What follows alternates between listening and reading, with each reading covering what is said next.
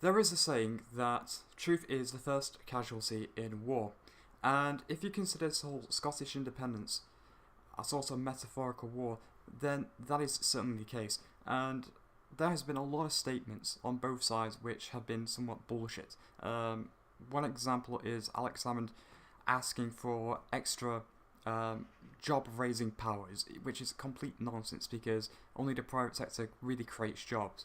But there is one statement that I found this morning that just so pissed me off and so EU propaganda that I just had to make a video on this. So this comes from Alex Salmond, and he says this. He's talking about how Scotland will be an enthusiastic EU member, even though they may not get into the European Union, but that's another thing altogether. So he says this. We'll be able to argue directly for Scotland's interest and win a better deal for farmers, fishermen and others. Instead, we've got a common fisheries policy that has been an environmental disaster already. It has prejudiced against the British working fleet, and it will now ruin sea angling in Britain if we give this man and people of his ilk power. Not too well. For example, this disastrous quota system that seems to be out there, combined with the discards that was apparently dealt with, but to be quite honest, it hasn't been. Well, what's your take on that? It's been going on for 30 years, and we've been throwing back in the North Sea particularly. Often more than 50% of what's caught is thrown back dead.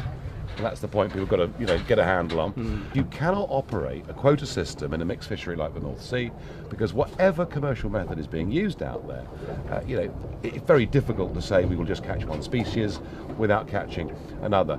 We do not actually dictate and control what fish can be caught in our seas. We've given away total control of that to Brussels. Now, I know some people watching this will say, well, he would say that, wouldn't he? But it's a simple statement It is of the truth. fact. It's a simple statement of fact. So I'm worried about that. The other thing I'm concerned about, particularly as we're here on the North Sea, is there is still a very big quota for sand eels. There's a big commercial, in fact it's industrial, let's use the right word, an industrial fishing fleet catching sand eels. Millions of tonnes over the last decade of sand eels have been taken out of the North Sea and used for Probably fertiliser. Fertiliser. It's a very important part of the food chain. Some of it fish food. We all thought that salmon farming would be fantastic for the wild salmon, but actually for every pound that a salmon puts on a Scottish salmon farm, it's been fed 6 or 7 pounds of sand eels. Doesn't quite work, does it? So I'm not sure this whole thing works, but if you think about it, we've got seabird nesting colonies just slightly north of here that are failing, and the sand eel is a very important part of the food chain in the North Sea, and frankly I can't see any reason why sand eels should be fished for industrially. I really honestly can't. Damanaki, you seem to think that the common fisheries policy has been a great success. In fact, you say that it's got a good, solid base. Well, from a British perspective, the whole thing has been nothing less than a total disaster. Tens of thousands of jobs lost as a direct result of joining the common market, and now a British fleet that is permitted, to only catch less than a fifth by value of the fish that swim in what ought to be our territorial waters.